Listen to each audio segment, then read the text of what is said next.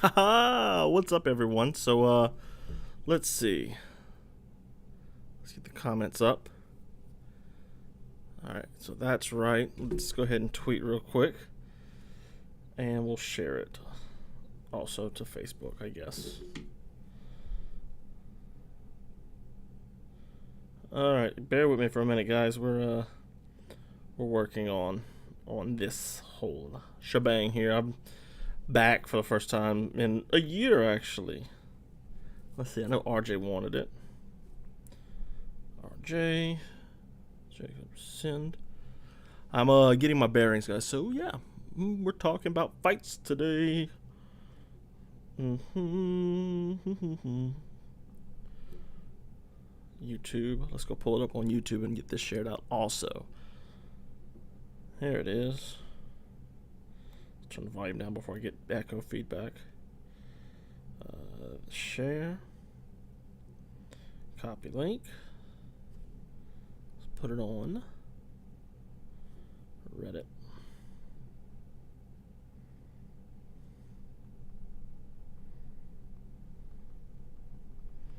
Do a live podcast talking about UFC 288, Canelo, and one championship. Make a link, enter that. Let's put it in my sub. There we go. Add flare. Original content, apply, and post.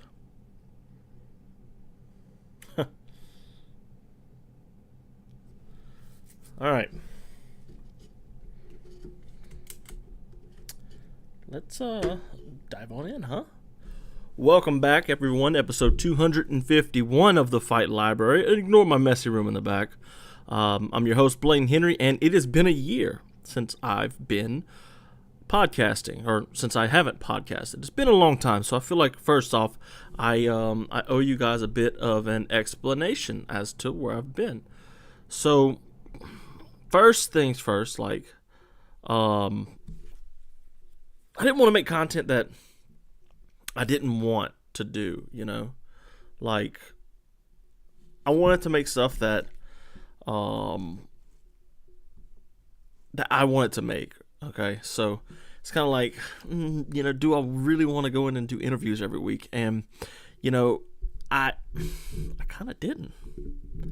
So in the last year, a lot has changed. First of all, I'm still with my MMA news, and the Fight Library is also still a thing. So that's good. But also, I've started writing for SureDog.com, one of the best, if not the best, MMA website, aside from, obviously, the first two I named, and Ring Magazine, which is more recent, which I find is that's a dream come true for me, man. Such a long-lasting thing. So I didn't want to make content that I was like, iffy on, because, it's kind of half-heartedly made. But, I kind of took some time and decided, what am I going to do? How am I going to do this? Because I do want to talk about the fights that happen in video format, not just in writing on SureDog for the before and aftermath sections, but I also want to do it for other things too. And I started thinking, with before math, I make these assets let's see, I'll pull one up for you real quick, like this right here.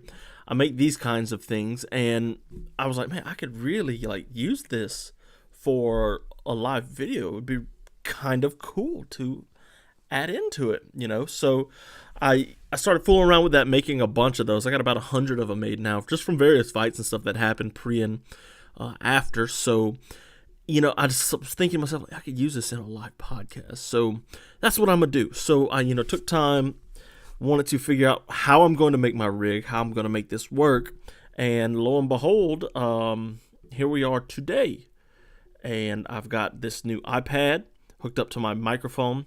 Got a light right up there. It's probably not in the proper place, but yeah, well, I've got these diagrams that I showed you. I've got this cool new whoopity-doo right there.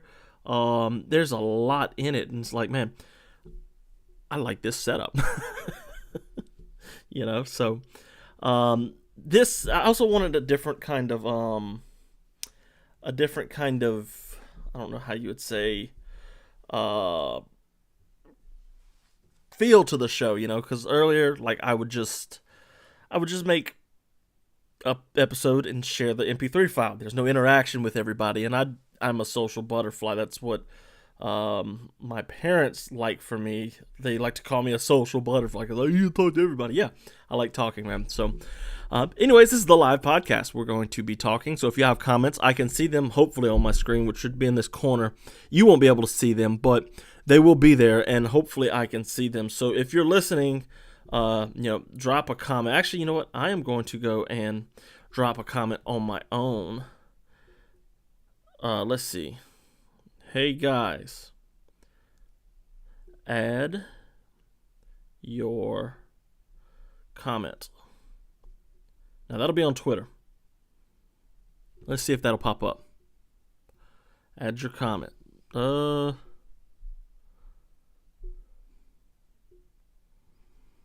Let's see. That didn't pop up or anything. So if I don't see your comments, guys, I'm sorry. I might just pull YouTube up on my phone right over here so I can, have it going in the background. A lot of figuring out on the fly. All right, so yes, we are live on Twitter. We are live on YouTube. So if you want to join there, share it with your friend and tell them, come on, hang out. I am rocking the 1FC hat. I need a new hat. It's the only MMA hat I have. I'm rocking the official Fight Library short sleeve hoodie that my wife made me. She's so lovely and made me for that. But let's go ahead and dive in on some fights. Let me try and do this comments. Hide chat view. Show chat view. Where is it at, though? This is bothering me. Oh, well. Anyway, so yeah, UFC 288 went head-to-head. Not at the same time, but it went head-to-head with One Championship Fight Night 10. That's such a mouthful. It's a stupid name. I wish One Championship would have stuck with the 115, 116 like the UFC does. But they didn't. So now we got One Fight Night Lumpini, and then we got One Fight Night. It's kind of like, So aside from the tomfoolery on that part, sorry, Sammy. Sammy works and does PR and stuff for One, so it's one of them things. But yeah, so he I'm not big on the naming scheme, but their fights this weekend were absolutely fantastic, man. One FC took on UFC. Now, a lot of the times UFC will pair up their events like a fight night if there's a big boxing match on. They don't really see One or Bellator as threats, honestly. I mean, very few times, like maybe the Fedor retirement fight, but there's very few times where they've been like, oh, let's phone it in this card because we got so-and-so fighting over there. Maybe a Jake Paul fight, which is hilarious.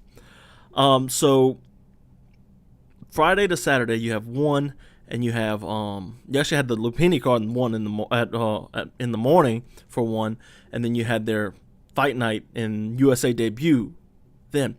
And One wiped the floor with them. I mean, clean sweep.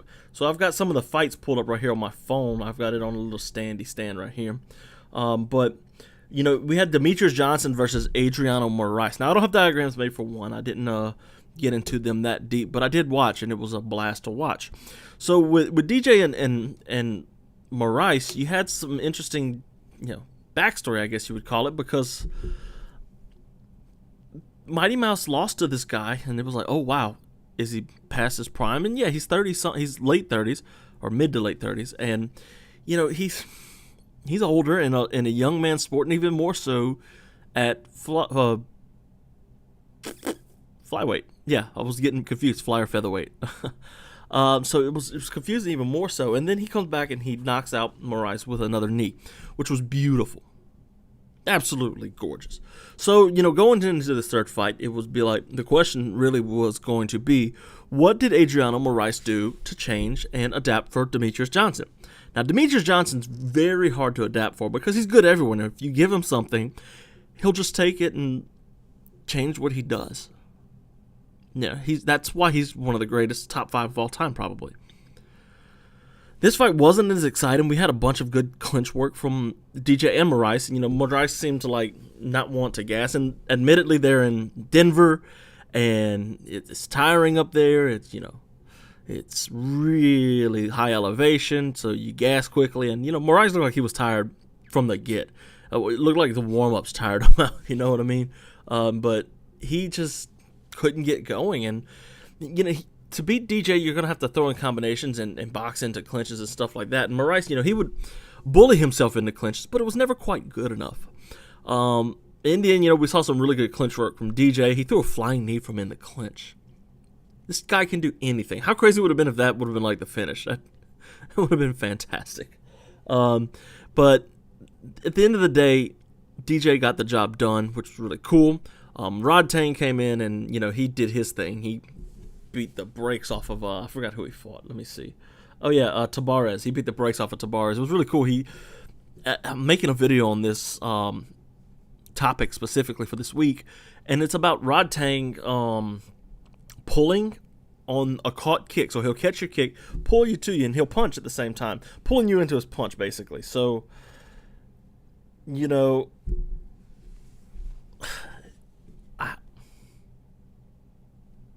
it's just Rod Tang. He's great. He really is. He's good fun. So at the end, he I think he caught a kick or something like that at the end, and Tabarez threw a spinning back elbow, and then it missed, and he stepped to the side and caught him with a left elbow of his own, and boom, down goes Tabarez. He couldn't beat the count. There was no beating that. It was such a clean elbow. Mikey Musumeci, he got a win over an actual BJJ guy. Stamp Fairtex, she got her win, which was beautiful. I mean, a lot of people, either they loved the Stamp Fairtex walk out, or they hated it. I personally didn't care too much for it, but at the end of the day, she's a Muay Thai person, and Elise Anderson is an MMA fighter who was 6-2. So what does Stamp Fairtex do? She goes and kicks her in the body. Now, WMMA doesn't really have the highest quality. Sorry guys, the highest quality. Fighters. They're good, but they're not great. They're a wide gap between the good and the not good. So what Stamp Fairtex did that was really cool, though, was she comes out with this Thai style, and she does this every fight, every MMA fight, and then these girls can't keep up with her. So if you can wrestle her, you have success. But if you can't wrestle her, you're out on your luck. So it was beautiful. It was a very fast kick. It was lightning fast. It was, wow. I said, wow, made my wife watching. She was even impressed with it. So, yeah, Roberto Soldich got knocked out, and he's had a terrible run at 1FC so far. His first fight was an accidental groin strike, and his second was this TKO loss. So, yeah, one championship. I'm not going to spend too much time because that's not really what everybody's here for. It's really the UFC that gets the clicks, right? So, UFC 288. Let's go ahead and dive into this card because it is it's a card. Was it that great? No. Sterling and Cejudo was a very technical match. Sure, there was a lot about it that was cool. Yeah, I'll give them that. But I didn't have fun watching it, I think a lot of the problem was Henry Cejudo. He's way too small for bantamweight, especially with a guy like Sterling as a champion. He's just giant. He also had 3 years off, and he struggled with the speed difference. He struggled with the strength and size. He struggled with a lot of things. How do you say this? He didn't have a good time landing shots against Aljamain Sterling when he got his opportune takedowns, because he got 4 of them. But most of the time, Sterling he'd sit out in the front headlock, which, he can't be kneed. This isn't one. This is how you win titles, is you get kneed in the head. At least if you're Aljamain Sterling. So, he did great. First of all, let's go ahead and pull up one of these diagrams here. Like right here. The inside trip, Cejudo's fantastic at. I mean, he hit this multiple times against Demetrius Johnson. He uses it a lot in wrestling, and we see it here. So, like in one, you see he's caught in the clinch. I wish I would have queued up the DJ one. It's a little bit too hard to queue it up. Anyways, it's identical. Like the number 2 frame, I didn't even change any of the wording except for Sterling's. It's the exact same if you go read before math. It's that similar, though. But anyways, you see in frame one, he's stuck in the clinch with Aljamain Sterling. And Sterling's a stronger guy, but, Cejudo, especially in the first round, he showed that I'm strong too. And he managed to get a toss from the body lock. But here, Sterling, he's got his hips back. And what Cejudo will do is take that right leg and reap it right around the inside. That we see in frame two. It's reaped on the inside. And he'll kick it out. Now, this one wasn't as clean of a takedown as it was with Demetrius Johnson. But, it got the job done. It got him to the ground. In frame three, Henry Cejudo, one thing he's good at is game planning. And he had a decent game plan to come in here. But it just wasn't ready for being off for 3 years. So what is he supposed to do there, right? He's the Olympic gold medalist, and you think Sterling should win that fight. Not Sterling, I'm sorry. He's an Olympic gold medalist, and you think Cejudo should win that fight. In that area of the fight, at least. And he's got the better hand. So on paper, Henry Cejudo should win this, but the size, because Cejudo's a former flyweight champion, and Sterling can fight at 145. There's also the time off. The game changes. You get slower. He robbed 3 years of his end of his prime, basically. He's out of his prime. He's been out of his prime for probably a year and a half. But he lost those years, and he could still win these fights. He could have run with Petr Yan, who's not very large. But he didn't. He decided to retire. He chased a payday. Don't forget, the reason Cejudo retired was not because he was done. He accomplished everything in the sport. It's for a payday. He told Dana White, call me when you have my number. You know my number, which was apparently $1 million or something. I guarantee he's not getting that. But he comes back against Aljamain Sterling, who's got these unique advantages. And, he gets out-wrestled at some points, too. So let's not take away credit from Sterling here. Yeah, he's had some opportunistic fights. Cejudo's opportunistic.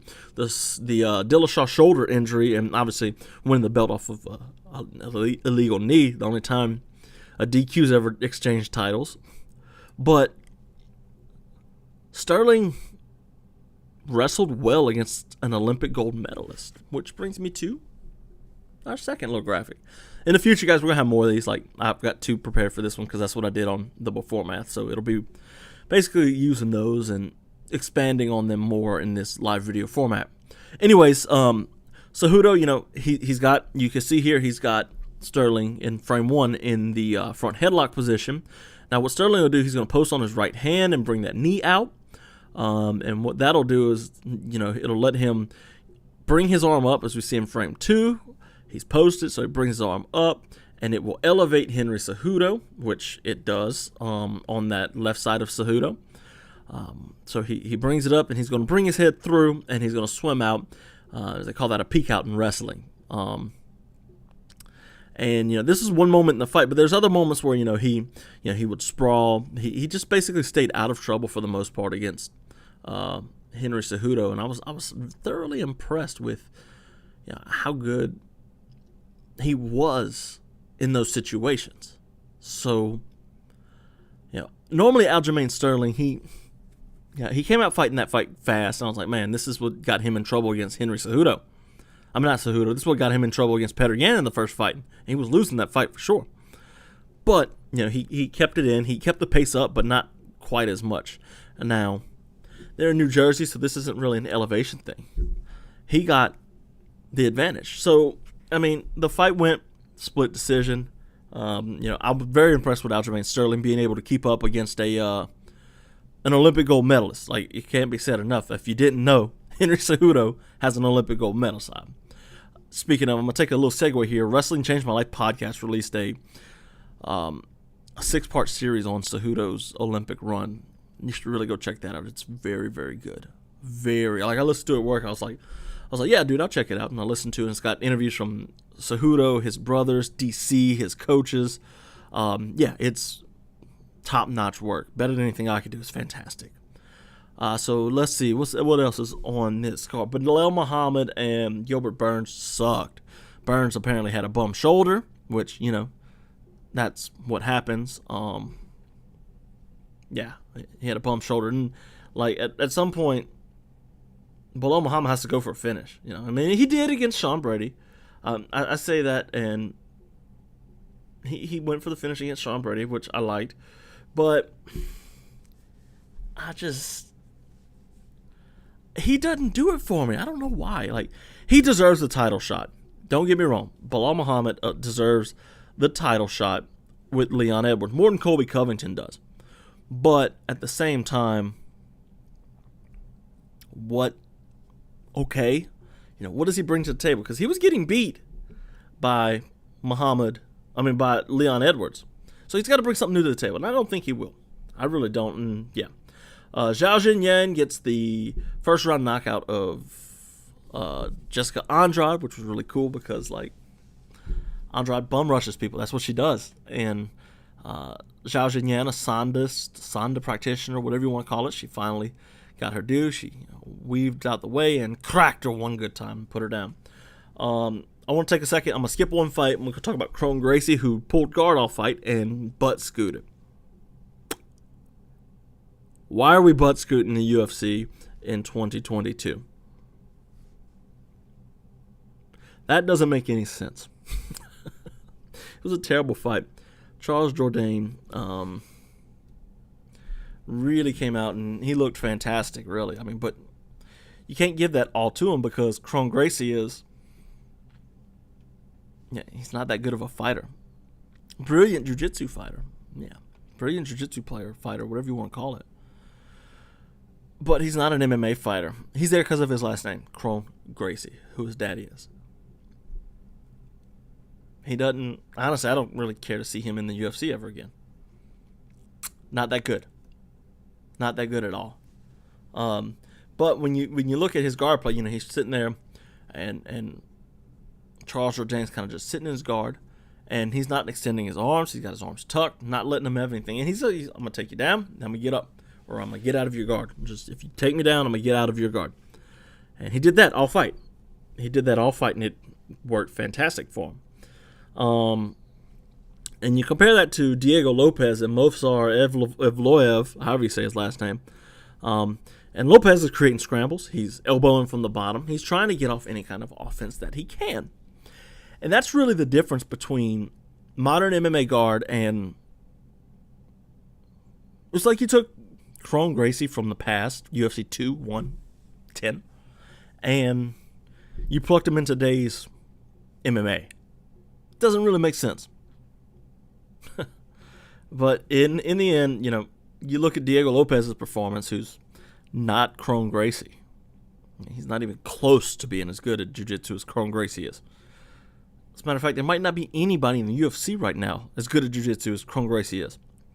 And I feel like Kron Gracie, because of his last name, there's this unreasonable hype behind him because of who he is, which his family built this company, if you want to be, judgmental about it. Not judgmental, but like, if you really want to believe the hype, it wasn't just a Gracie thing. MMA was always coming. But Kron, he's just not good. He's not a good MMA fighter. He's a great jiu-jitsu guy, and I can't take that away from him. But I don't know. He came up fight week. He was a jerk to everybody.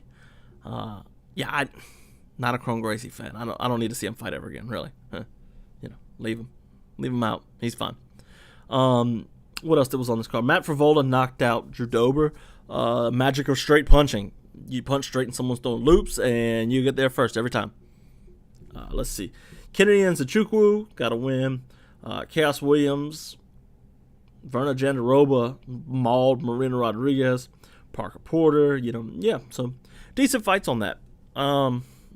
Let's go ahead and swap over to Canelo Alvarez and his fight this weekend against John Ryder. I had to think about it for a minute. Canelo versus John Ryder. Canelo's great, man. He is great. But at the same time, he might be past his prime. Hold on, I'm pulling up some video. Anyways, yeah, Canelo could be past his prime. Now, I did an interview for Ring Magazine with Oscar Valdez, which is coming out next week. So be on the lookout for that. But Oscar, obviously, he's friends with Canelo. He trains with Canelo. And he said, don't forget, he reminded me, because I didn't even think about this, but he said Guadalajara is at elevation, so really high elevation. Hey Siri, what elevation is Guadalajara, Mexico? Let's see if she knows. 5,000 feet. So Guadalajara is 5,138 feet above sea level. That's like right around, Denver, I believe. So it's very, very high elevation. Yeah, he got tired. He gassed out, he started out early, double jab, and backing Ryder up. And, he busted his face up. Ryder is a southpaw, which Canelo's typically had problems with in the past. But not this time. He really had success in that first 4 or 5 rounds, maybe 6. First half of the fight. Let's just say that even. First half of the fight. Canelo, and, he's working the body. And I talk a lot about the body, the lead hooks of the body.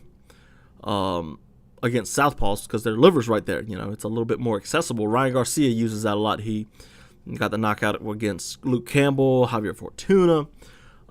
So yeah, I talk about that a lot because it's very important to work on the body, especially when you're at elevation against somebody like that. But I felt like he abandoned the combinations at the end of that fight. And at work, I was talking with my buddy Braxton about it, and he said, He was doing one punch, and yeah, at the very end of that fight, he was searching for one punch knockouts, and it's like, Canelo, that's not what you've been about for years. You pour on the body, you go to the head, and you systematically break. Like, you didn't knock Caleb Plant down. Now, he punches hard. He can change a fight with one punch, but at some point you have to ask yourself, is it worth chasing one punch to knock somebody out? And with Canelo, it's not worth chasing. He gassed out in that fight, and he didn't look good against Triple G either. And I mean, he did lose because he got tired against Bivol, but let's be honest, that's going from 168 to 174. So yeah, I can give him a little forgiveness for that. And then he went on that. Before that, you had that super middleweight run where he beat Callum Smith, Billy Joe Saunders, and Caleb Plant to become undisputed. So, but at the end of the day, he got tired. He's only 32, but he's had 60 fights. So, if you think about it, that's a lot of fights for somebody to not show. Canelo, he's really good defensively, but even here, he wasn't that great defensively. He took more shots than he should have. Now, John Ryder was game. He came to fight. He came to win. Obviously, he didn't win, but yeah. Does Canelo have much longer? That's the real question. Because I don't know. I don't know if Canelo has much longer because he's long in the tooth experience-wise, which helps him to a certain extent, and then it's just to where it's not. Now, I'm not saying Canelo's washed. I wouldn't say that in a million years. Canelo's definitely not washed. But at the same time, he's not as good as he was pre-Bivol. And even then, you have to ask yourself, were those champions that good? I mean, Callum Smith's going up to 174, and he's going to fight Bitterbiev, apparently. And he might be one of those ones that, wow, he's good. Billy Joe Saunders has always been, he's a southpaw. So he gave Canelo trouble. Caleb Plant, a smooth boxer, but are they that good? Or is Canelo not fighting Charlo and Benavidez because he knows? I don't like to think that. I like to think that Canelo's best boxer in the world. Maybe in a way, maybe Usyk. Bud, if he ever fights Spence. But the last 2 performances against Triple G and the last 3, you say Bivol, and now you got, John Ryder. And I don't know if he is that good. No, not that good, but I don't know if he is all the way here. See what I'm saying? So Canelo, while he is the best, most accomplished fighter in boxing right now. He might be on his way out at 32 years of age. Now, he's got a few years left. Don't get me wrong. He's got a few years. But will he fight somebody big? Maybe one more time, maybe two. He might fight Charlo and Benavidez. Then he might go out and say, okay, I'm going to defend against Demetrius Andrade. Who? Demetrius Andrade. Demetrius Andrade's not a top-tier fighter. As much as he wants to be, he's not. If he goes to fight Bivol again, that could be bad. Beterbiev? What's he going to rematch Callum Smith if he beats Beterbiev? I mean, I don't know, man. Yeah. But I hope, we get a few more good fights out of Canelo, because he's one of my all-time favorite fighters. All-time favorites. Just so fun to watch. The way he breaks people down and works the body and then goes to the head. It's just beautiful. Just pure beauty. All right, guys, that's going to be a wrap for my first episode back, episode 251. We're on our way to 1,000. I'm planning on doing these once a week on Mondays. For now, I got two babies, 2-year-old and 6 months. So, yeah. Twitter, Substack, YouTube. Show me some love there. That's where I kind of do most of my stuff. I'm rearranging to when I do videos now. My analysis videos will be on Thursday, Friday. I'm still working on that, but it'll be at the end of the week instead of on Mondays or Sundays. So be on the lookout for Rod Tang, the new video coming up about him pulling in the kicks before math. Got that coming out. Janabek, interview with the boxing world champion, comes out on Ring Magazine, as well as my MMA news and all my regular covers there. Everybody that came out, thank you. Everybody's listening after the fact, thank you. You are all great. Podcast guys, if you want, hop into YouTube. You can come in on Mondays at around 7:30 Central Time and chat about it and ask me questions. I didn't have any today, or I couldn't see them. I probably couldn't see them. I had a decent amount of people in here at one point.